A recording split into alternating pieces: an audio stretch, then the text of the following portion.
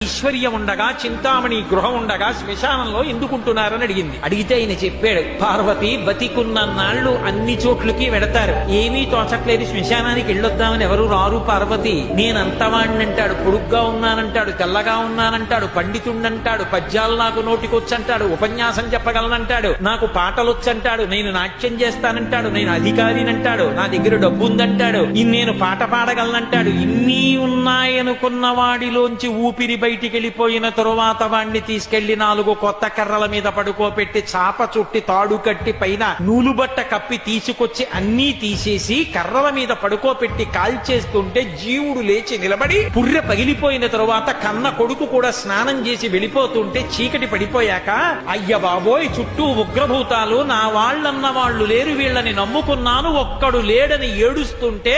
నేనున్నాను రా అని చెప్పడానికి నేను కూడా లేకపోతే చచ్చిన వాడు వెయ్యమా